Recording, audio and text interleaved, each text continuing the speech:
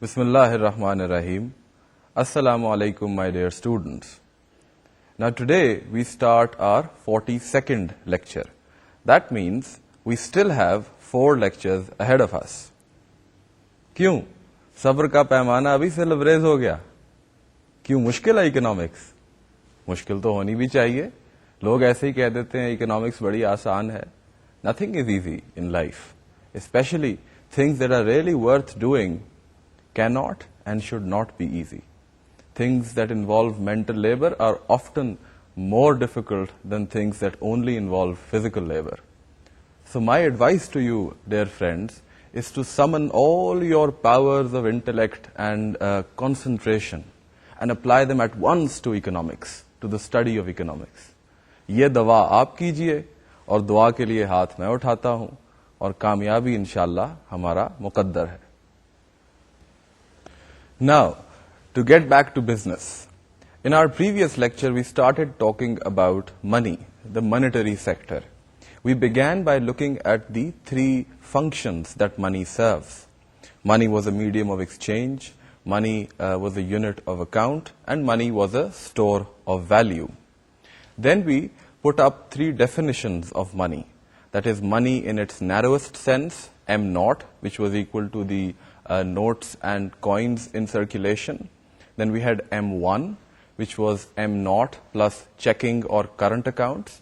And then we had M2, which included M1 plus time deposits. So we discussed the 3 definitions of money. Later on, we looked at the relationship between M0 and M2. And we looked at the money creation process and how the banking system is able to convert an initial small increase in the monetary base into a very large, possibly, potentially very large increase in M2. And the relationship was given by the money multiplier. That is, the monetary base, the money supply was equal to the monetary base, that is M0, multiplied by the money multiplier. And the multiplier we saw was given by 1 over the reserve ratio. So that was basically what we covered in our previous lecture. Towards the end of the lecture, we started talking about money and the central bank, money supply and the central bank. And we looked at what a typical balance sheet, a typical central bank balance sheet looks like. We had assets, we had liabilities. On the assets side, we had foreign exchange reserves, we had the credit that the central bank had given to government. And when we say credit, this is basically the stock or the holdings of treasury bonds or government bonds that were held by the central bank. Then on the asset side, we had credit to commercial banks or the private sector, as can be called. But it's generally to commercial banks. Those were the 3 items on the credit on the asset side. On the liability side, we had to start with the notes and coins in circulation. When I say the notes and coins in circulation, this means the notes and coins that are in the hands of people, as well as the notes and coins that are lying in banks' safes or vaults. Then on the liability side, we had the commercial banks or the government's deposits lying with the central bank. And I think I did not explain this part of the liability side clearly or in detail. But let me spend some time on this. The central bank is the banker of all the commercial banks. So when we go and deposit our money in commercial banks, the commercial banks do the same with the central bank. That is, they deposit some of their money with the central bank. But what would be the incentive to commercial banks to deposit part of the money that they have with the central bank? Note that the supply of money for commercial banks comes from deposits, right? Deposits that you and I make with commercial banks. And we noted that the commercial bank can do 2 things with that money that it gets. It can either advance it in the form of loans to firms and businesses, or it can keep that money as a liquidity reserve in its safe or vault, right, to meet the needs of depositors who present their checks. However, sometimes the central bank imposes an extra requirement on commercial banks. That is, it asks commercial banks to deposit a certain amount, a minimum amount of their total deposits with the central bank as well. So this is to ensure that the commercial banks have enough liquidity both with them, and that some liquidity as a cushion is also lying with the central bank, so that the commercial banks never become short of cash. So this is called the restriction that the central bank imposes on commercial banks, this restriction of ensuring that a minimum deposit is maintained with the central bank, is called the imposition of statutory liquidity requirements, or SLRs. So this was just to clarify that item on the liability side of the central bank balance sheet. What is the final item on the liability side? That is liquidity paper that is issued by the central bank. Liquidity paper is basically similar to the bonds that the Treasury or the central government issues. That is, it has an interest rate on it. There is a commitment to pay back the amount that is raised after the maturing of the bond or bill. The only difference is that liquidity papers tend to be short-term in nature. That is, from 6 months or even less, maximum up to a year. That's a special feature of liquidity paper. But in other terms, it's similar to the treasury bonds that are issued by the central government. So those were the 6 major items that appear on the balance sheet of any central bank. Now, using those 6 items, I want you to understand how changes in certain items can cause changes in other items on the balance sheet. As you know, the total assets and liabilities of the central bank have to be the same. So if, for example, foreign exchange reserves increase on the asset side, then you need a compensating adjustment on the liability side.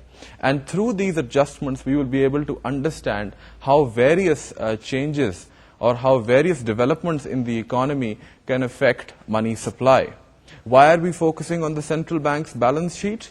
Because that the monetary base appears on the liability side of the central bank balance sheet. And it's the monetary base which will determine the size of money supply. That is, it's M0 which determines what M2 or the money supply will be in the economy. Therefore, it makes sense to focus and zoom in on the central bank's balance sheet. So let's go back to the sample balance sheet that we developed for the State Bank of Pakistan. Let's go back to our first slide. Here is the same balance sheet of the State Bank of Pakistan reproduced from the earlier lecture. But we've put some figures on the balance sheet. And we've also numbered the various terms. So forex reserves is 1, credit to government is 2, credit to private sector is 3, M0, that is the number of notes and coins, the quantity thereof is 4. Then we have government and commercial banks as deposits is 5. And we have liquidity paper, that is bills that the central bank might issue for purposes of mopping up excess money in the market, as 6. Now, we've also put some numbers in front of these 6 items. So let's say forex reserves are 500. These are all in rupees. Could be rupees, million rupees or billion rupees, depends on the size of the bank. This is just a hypothetical example. So we've put 500 in front of forex reserves, 200 in front of credit to government. We've assumed that the credit to commercial banks is 700, so that the total assets of the central bank are 1400, of which the foreign assets are 500, that is forex reserves. Now on the liability side, we've put 800 as M0, 300 as commercial banks deposits, and 300 as liquidity paper. And as you can verify, the total is 1400, which brings the total assets equal to the total liabilities. Note that any change in items 1, 2, or 3 will cause an equal change on the liability side. Now, it's possible for either all of the items on the liability side to respond or change, or it's possible that the entire change on the asset side falls on any one or single item. Let's illustrate by using a simple example. So let's assume that the new assets position is as follows. Forex reserves have gone up to 550, credit to government has gone up to 225, and credit to the private sector has gone up to 715. So the total increase in this case has been of 90. Now the total assets will be 1490. And on the liability side, let's assume that the entire increase of 90 is reflected in an increase in the monetary base, that is M0.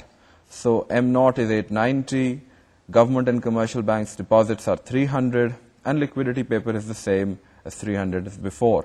And the total is 1490, and this is perfectly possible. That is, the entire increase on the left-hand side has been shown or been borne by the item number 4. However, it is also possible for the changes on the left-hand side to be shared between the three items on the right-hand side.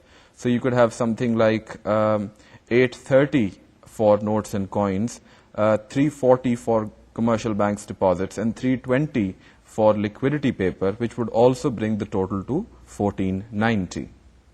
Now notice that we can derive three simple balance sheet rules for this sample balance sheet that we've drawn up for the State Bank of Pakistan. And those three rules are as follows.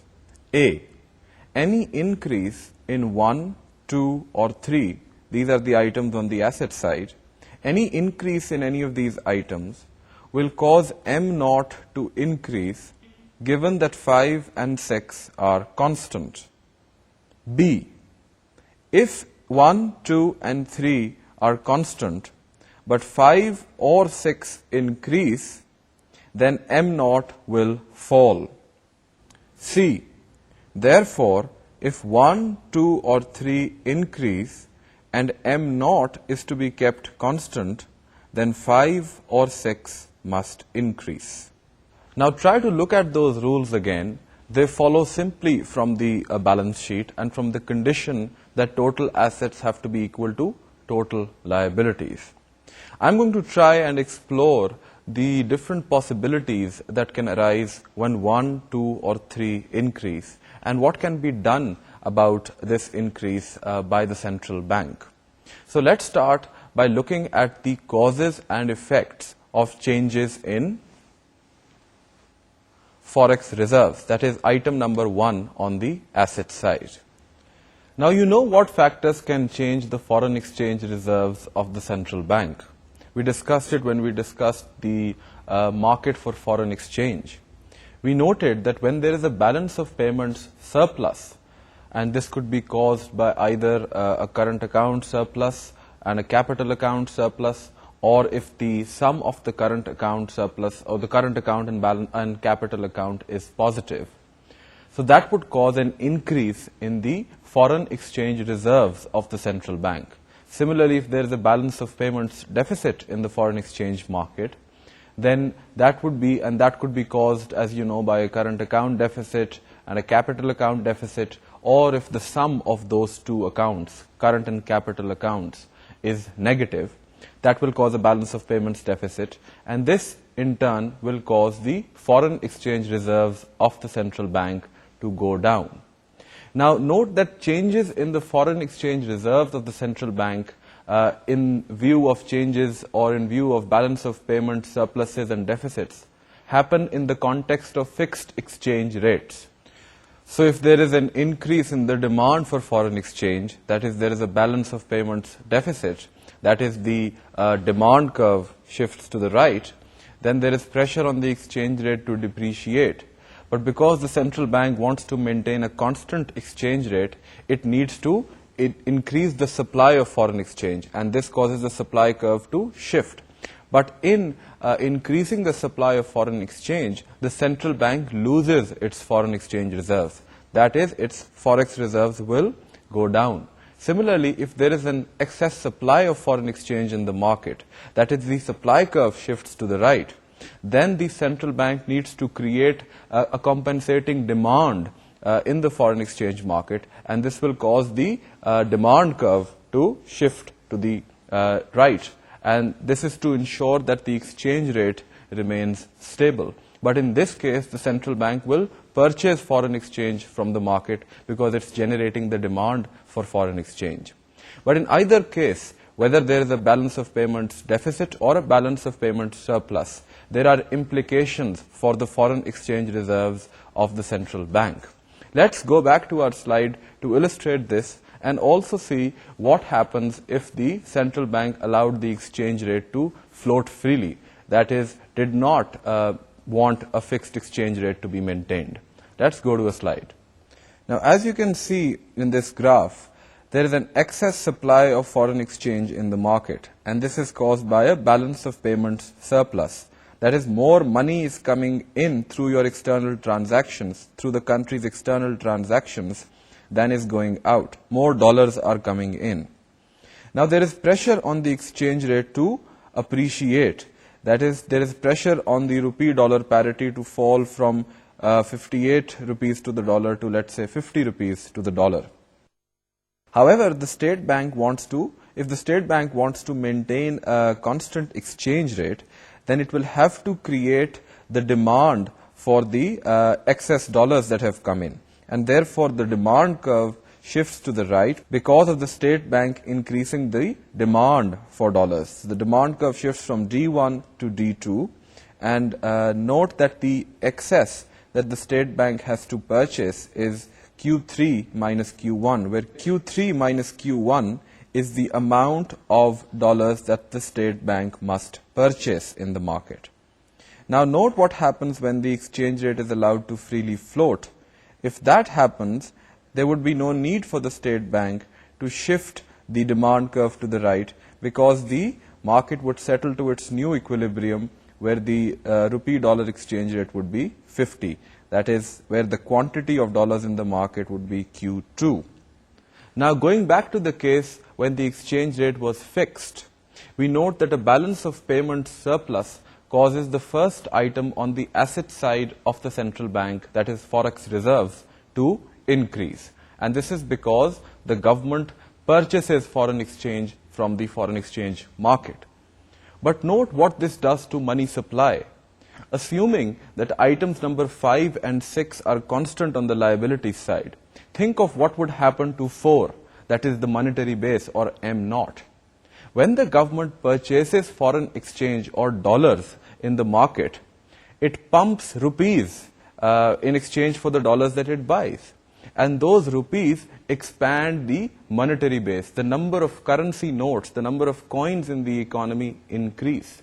So as soon as you start talking about the buildup of foreign exchange reserves of the central bank, you need to think about the monetary implications of that action. Similarly, when there is a balance of payments deficit and the central bank is selling foreign exchange reserves in the market, that means that there is a decline in item number 1 on the balance sheet of the central bank. What happens for, what are the implications for the monetary base in this case? In this case, the monetary base will contract because when the central bank sells foreign exchange in the market, it sweeps up the rupees from the market, and therefore the supply of rupee notes and currency coins, etc., reduces. And this means that there will be a monetary contraction. So balance of payments deficits and surpluses have direct implications for monetary contraction and monetary expansion. Now, is it possible for the government to neutralize the effects of balance of payments surpluses and deficits on the monetary base? That is it possible for the government, when it wants to maintain a fixed exchange rate, let's say at rupees 58 to the dollar, and it is faced with the balance of payments surplus, that is, there is more money coming into the economy, more dollars coming into the economy, and that the government has to purchase those dollars, the central bank has to purchase those dollars from the market, and its forex reserves are going up.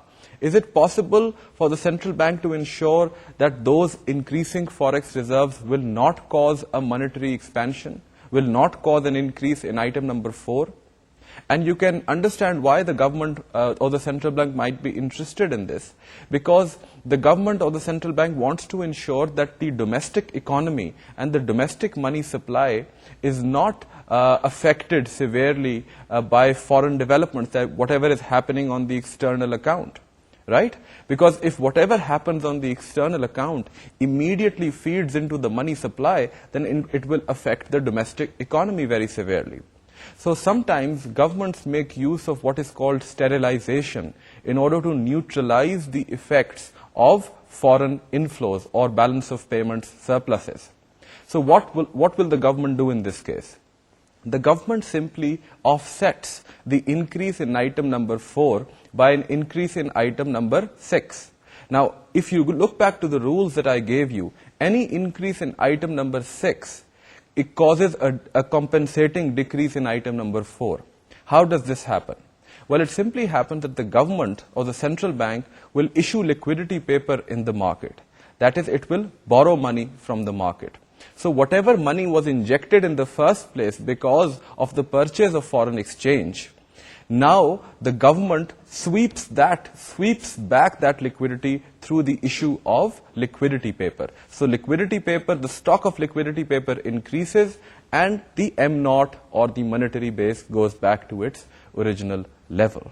So this is how sometimes the government tries to sterilize or neutralize the impact of balance of payments, surpluses, and deficits, and the effect they have on the foreign exchange reserves and the monetary base.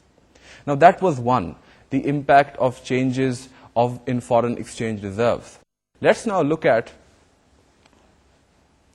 changes in credit to governments and banks. Now let's talk about first the credit to government item. Now, if the central bank provided more credit to the government, that is, if the government borrowed directly, and when we talk about the government, you're talking about the Ministry of Finance or the Treasury of the government, right? It's separate from the central bank, and you need to get this distinction clear.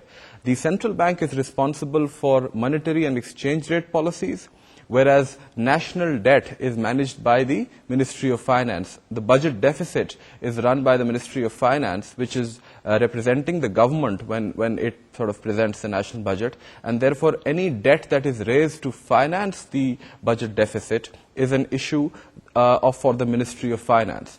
So when the Ministry of Finance wants to finance its deficit, it can ask the central bank to do that. So the central bank can purchase a treasury bond from the Ministry of Finance and in exchange give it cash. Now, if you remember, we noted that this type of financing of the budget deficit was possibly inflationary, because what is happening is that the money supply or the monetary base is expanding, and this would have implications for prices if you believed in the quantity theory of money. That is, MV is equal to PQ. So if M increases, P increases. Now let's talk about the case when the central bank extends credit to commercial banks, that is, gives out loans to commercial banks.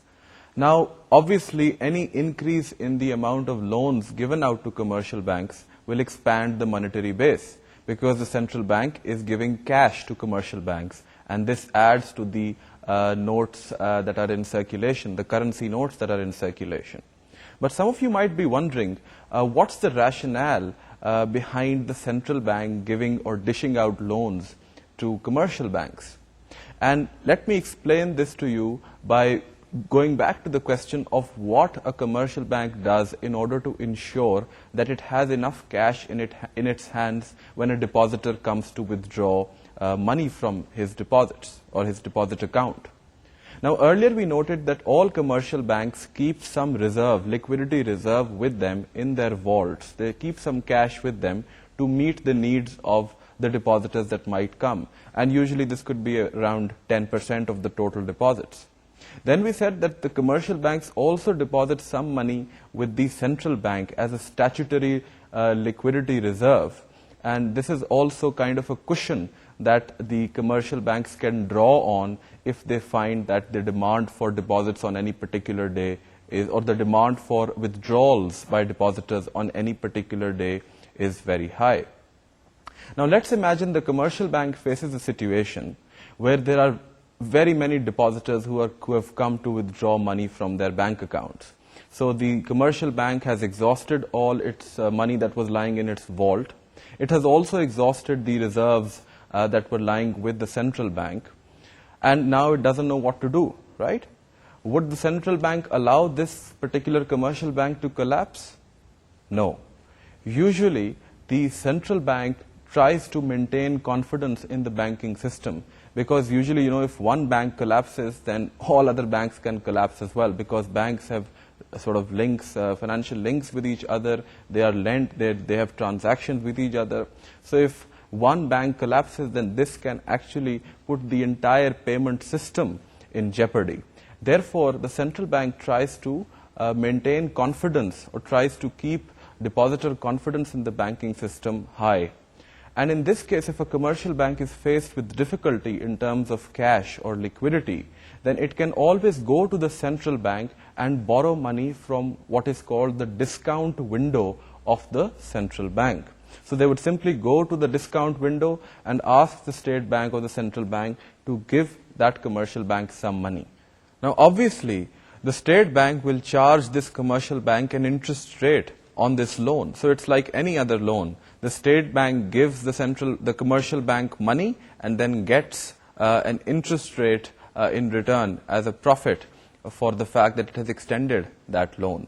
Now, note that the higher the discount rate, the less is the incentive for the commercial bank to go to the discount window. And the more careful will be the commercial bank in ensuring that it keeps a large enough liquidity reserve with it at all times. So this was something about how the central bank extends credit to commercial banks. And when it does so in the time of need of commercial banks, it's called the lender of last resort function that the central bank is fulfilling. Lender of last resort means कि जब आपके पास कोई और option ना रह जाए, तो you can still go to the central bank, the state bank, and borrow money from the discount window. So when the central bank offers loans in this context, when it is fulfilling its lender of last resort function, this shows up as an asset side or an increase in assets on the assets of the central bank. Now, my friends, we are in a position to move to the 4 tools of monetary policy. Monetary policy simply relates to the control of the money supply in the economy. Note that M0 appears on the liability side of the central bank balance sheet, and therefore anything which affects M0 will affect the money supply in the economy. Therefore, it's critical that the central bank devise ways and means in which it can ensure that it can control M0, because this in turn will determine the overall money supply in the economy. And as you know, an expansion in the money supply can cause an increase in prices due to the quantity theory of money. So the central bank often pays a lot of attention to how it can keep or control the money supply at a fixed level or according to some rule. Now, there are 4 major tools of monetary policy that the central bank can use. The first one is reserve ratios or statutory liquidity requirements. What are these reserve ratios? The reserve ratio is simply the amount that commercial banks choose to keep with themselves in order to meet the requirements of depositors who come to withdraw their money from the bank. But note that it is possible for the central bank to prescribe a reserve ratio, a cash reserve ratio for commercial banks as well. So it might be the central bank which orders the commercial banks to keep 10% of their total deposits in the vault, right, in order to meet the demands of depositors. Now, in this case, if the central bank suddenly ordered all commercial banks to increase the reserve ratio from, let's say, 0.1 to 0.2, that is 20%, how would you think it will affect the money supply or M2? Yes, the answer is through the money multiplier. As you know, 1 over the reserve ratio gives you the money multiplier. So in the first case, the money multiplier was 10. And if the state bank ordered all commercial banks to keep 20% of their deposits in their cash or vaults, then what would the money multiplier be? Yes, it would be 5. So it's been halved. And as you know, the money multiplier is what converts M0 into M2. So monetary base into M2. So the lower the money multiplier, the lower will be the impact of any increase in the monetary base on the total money supply. So when the central bank wants to reduce the overall money supply in the economy, it can ask commercial banks to increase their reserve ratios. Similarly, the central bank can increase its statutory liquidity requirements, that is the minimum deposit that commercial banks must maintain with the central bank. And this will also have the same effect, that is, it will make more of the deposits that commercial banks receive idle. That is, more of the deposits will not be used to create more money. They will not be advanced as loans to other firms. And therefore, this will reduce the size of the multiplier because it effectively increases the size of the reserve ratio. So both these changes, that is, any change in the reserve ratio, any increase in the reserve ratio, or any increase in the statutory liquidity requirements will cause the money supply to contract. So this is one tool that the state bank can use. The second tool that is shown here is that of the discount rate. And as I mentioned previously, the discount rate is simply the rate at which the interest rate which the state bank charges when a commercial bank borrows from the state bank through the discount window. Now, as I mentioned earlier also, the higher the discount rate, the lower will be the incentive for any commercial bank to borrow from the discount window, right? Because then the commercial bank has to pay a very high rate on this loan that it gets from the state bank. And it might choose to maintain a higher liquidity cash reserve with itself to ensure that it has enough money to meet depositors or the depositors who've come to withdraw their money, those depositors' needs. Now, the higher the discount rate, the more will commercial banks be inclined to keep larger amounts of cash in their vaults, because they don't want to face the situation in which they have to run to the state bank and borrow at a very high interest rate. Therefore, if you notice the discount rate, or if the discount rate increases, the amount of cash or the amount of deposits that become idle also increases, because banks will now keep a larger stock of safety liquidity with them in order to ensure that they are able to meet depositors' needs. So a higher discount rate can also be used to increase the effective reserve ratio that commercial banks maintain, and therefore reduce the size of the multiplier. And this will therefore have an ipso facto effect on the size of the money supply. Now, those are two. The third and probably the most frequently used method of controlling the money supply is open market operations. Open market operations can happen in two ways. In the first way, the central bank can use existing bonds, treasury bonds that have been issued to commercial banks by the Ministry of Finance, and the central bank might also have a stock of these treasury bonds lying with it, and this would be recorded as item 2 on its asset side. Now, the central bank can use these treasury bonds, both those which are lying with banks and the stock which is lying with it, in order to mop up or inject money into the economy. How does the central bank do it?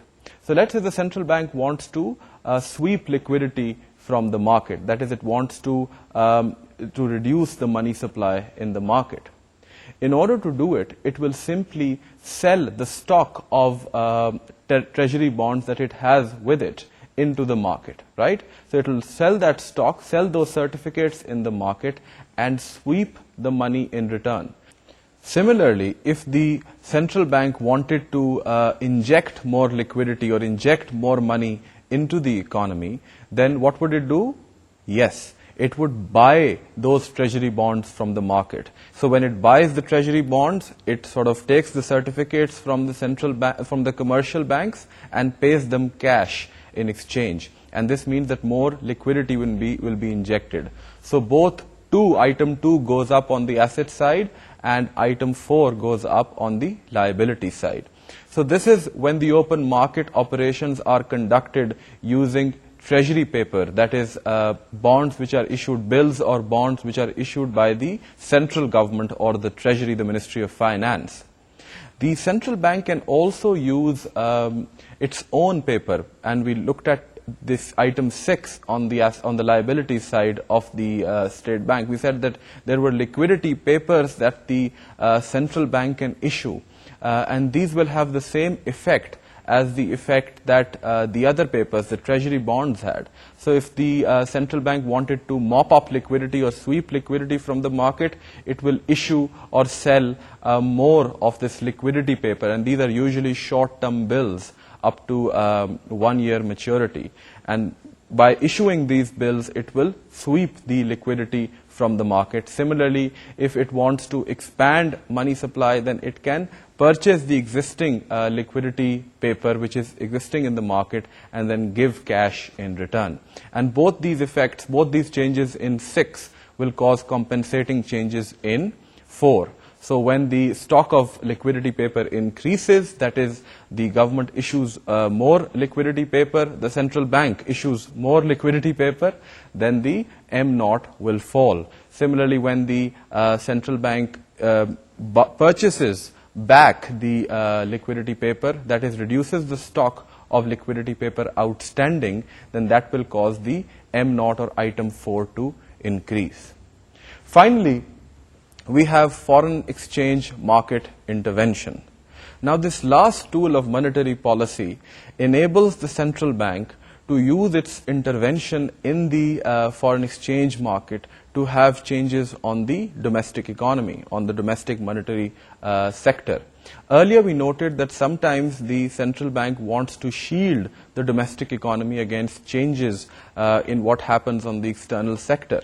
But it's possible for the central bank, theoretically, to use its operations in the foreign exchange market to expand money supply or contract money supply. And you already know the answer of how the central bank would expand money supply. What would it do?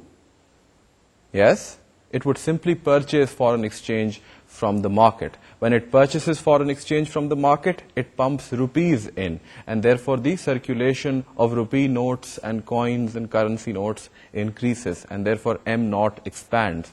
So item 1 goes up on the asset side, and item 4 would go up on the liability side. Similarly, if the central bank wanted to sweep liquidity, sweep rupees from the market, then what would it do?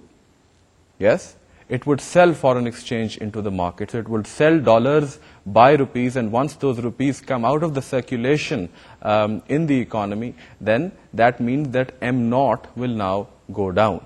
So those, my friends, are the 4 tools of monetary policy. Note that of these 4 tools, the first 2, that is reserve requirements, statutory liquidity requirements, and the discount rate, try to affect the reserve ratio, the effective reserve ratio, and through it the money multiplier. And that in turn causes the money supply to expand or contract. Whereas the latter 2 tools, that is the use of open market operations or the use of foreign exchange market interventions, those cause direct changes in the monetary base. That is, direct changes in the money supply. So the first 2 are indirect ways of affecting the money supply, and the latter 2 are direct ways. So my friends, we have talked a lot about money supply. We talked about the different measures. We've now talked about the different tools that are available before a central bank that it can use to control money supply, to expand it, to contract it.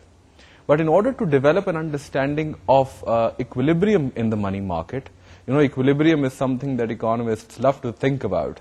So whether it's a goods market, whether it's the labor market, whether it's the overall economy, or whether it's the money market, economists like to think about what is the situation in which there will be equilibrium. So in order to develop an idea of equilibrium in the money market, we need to introduce the concept of demand for money. We've talked about the supply of money. We now need to talk about the demand for money. Why do people hold money?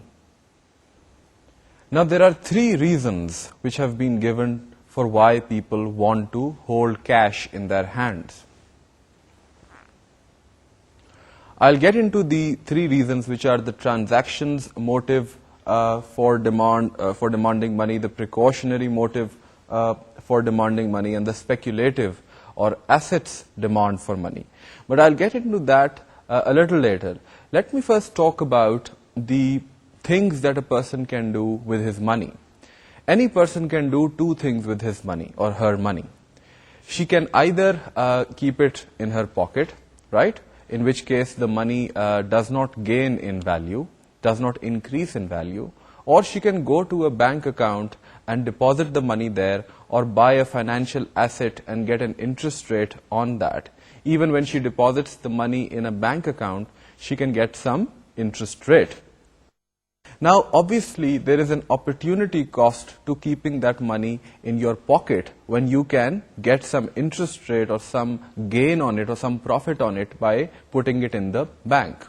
So, one question that immediately strikes your mind is, what is the relationship between the interest rate that is being offered by the bank and the demand for money?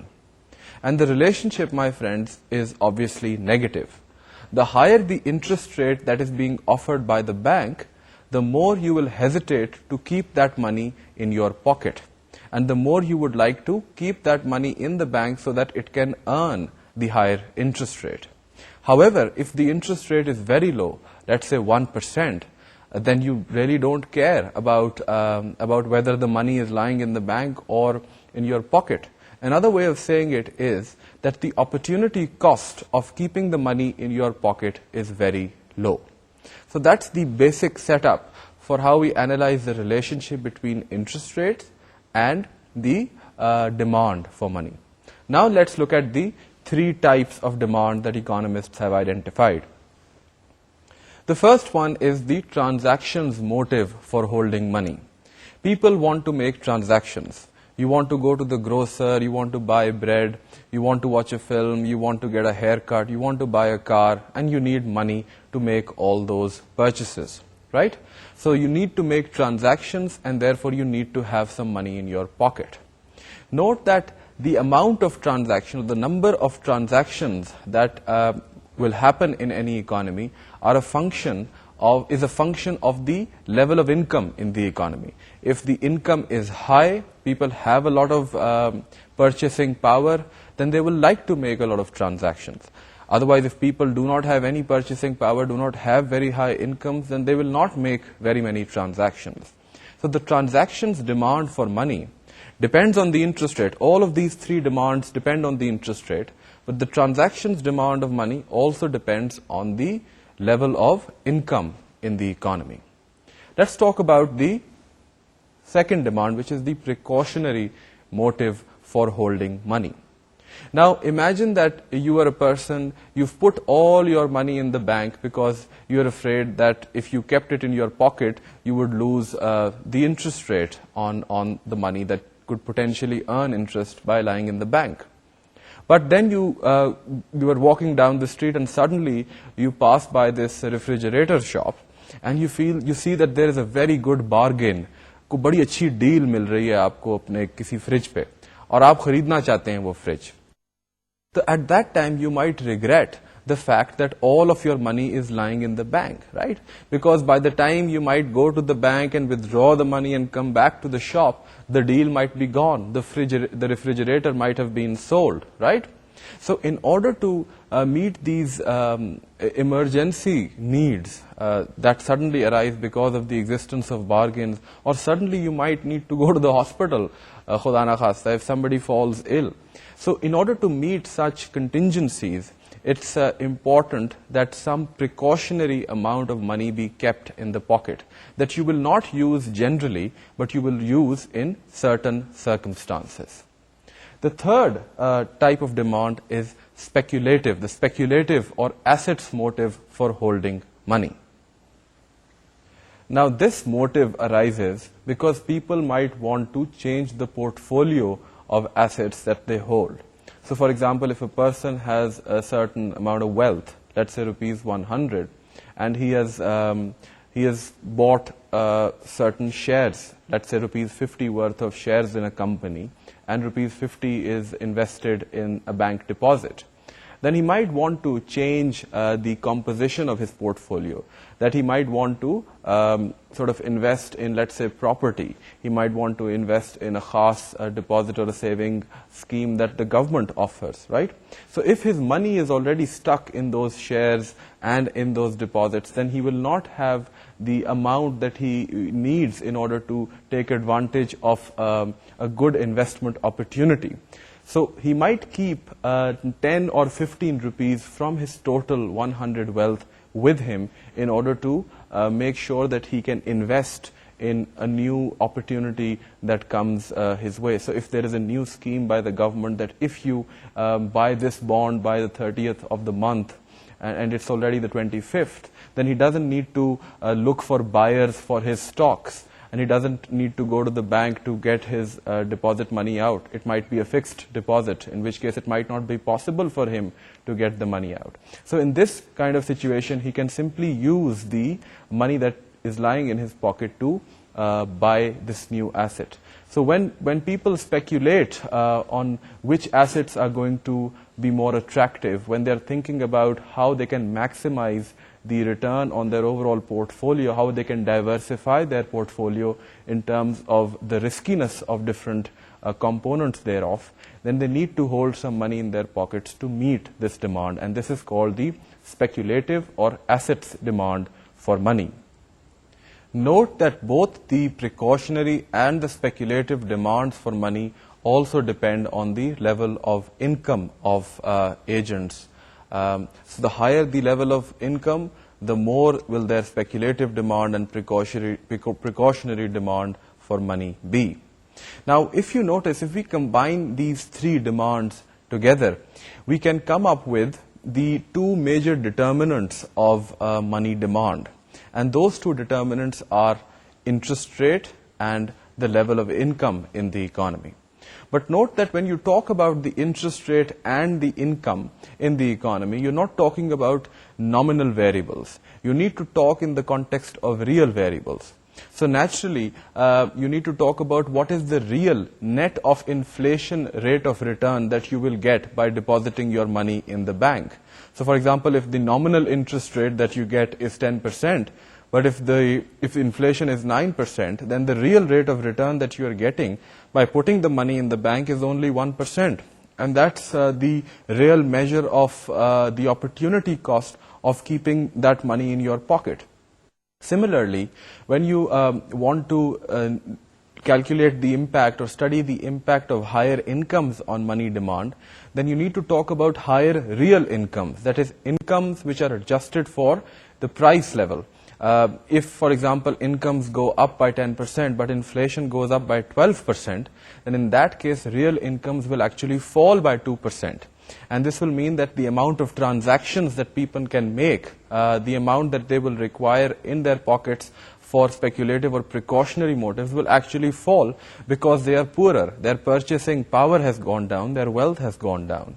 So whenever you talk about the determinants of money demand, you need to talk about real variables. You need to talk about the real interest rate and the real income. Similarly, the demand for money that we will talk about, that we will sort of consider, will also be the real demand for money. That is, money which has been adjusted for the price prevailing. That is, the purchasing power that is embodied in that money.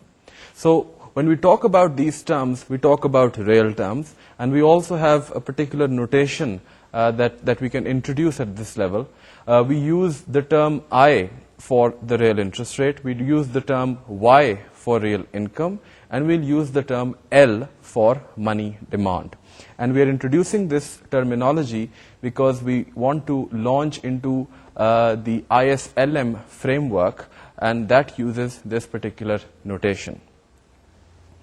Now, how can we represent this relationship between real money demand and the real interest rate in IM space, where M stands for the quantity of real money and I stands for the real interest rate? Note that there are actually two major variables, two major determinants of money demand. There is the interest rate and there is the level of income. But let's start by plotting the money demand curve in IM space. Let's look at a graph for this.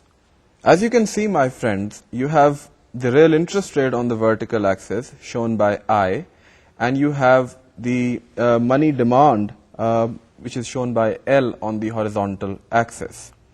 Now you can draw the money demand curve L1 as a downward sloping curve, because as I mentioned earlier, the higher the interest rate is, the more will people be inclined to put their money in the bank and put less money in their own pockets, right? So the lower will the money demand be. On the other hand, the lower the interest rate, the lower will be the opportunity cost of holding money in your pocket, and therefore the higher the money demand. Now we can also talk about what would happen to the L1 curve, the money demand curve, because of a change in income. As you know, income is the other variable which affects money demand. Now, as you know from the principles that we gathered through our demand supply analysis, any factor which is not shown on the vertical axis and which causes a change in the variable shown on the horizontal axis, that is money demand, will be represented, or that the change in that factor, that determinant, will be represented by a shift in the money demand curve. So in this case, when income increases, let's say by delta y, then this will cause the money demand to increase at any level of interest rate, or for all levels of the interest rate. So the money demand curve shifts to L2. Similarly, if there is a reduction in income of minus delta y, then the money demand curve will shift from L1 to L3. That is, for any rate of interest, the quantity demanded of money falls. So my friends, in our next lecture, we will take our understanding of how equilibrium is struck in the money market further. We've looked at how the demand curve is drawn in IM space. We'll see how we can draw the money supply curve in IM space as well. And then we'll combine those two curves to see what would be the equilibrium interest rate, the equilibrium money supply in the economy. Once we've done that, we will be able to derive what is called the LM curve, where L stands for money demand and M stands for money supply. And then we'll use the relationship between savings and investments and other relationships to derive the IS curve, and then together we'll get the IS-LM framework for analyzing the joint equilibrium in the goods and money markets. So my friends, that's all we have time for today. I hope you've enjoyed the lecture. I've tried to go a little slowly because I know that some of the things that we are talking about are complicated, especially when you talk about the central bank's balance sheet and how changes in certain items affect changes in items on the liability side. And when we talk about sterilization and bonds and the injection of liquidity and the mopping up of liquidity, some of these terms might be totally new to you. So it will be useful for you to spend some time on the lecture handouts to attempt the questions that have been put up on the web for you in order to familiarize yourself with this new vocab or this new vocabulary that is being thrown at you. So till our next lecture, it's Khuda Hafiz and Assalamu Alaikum.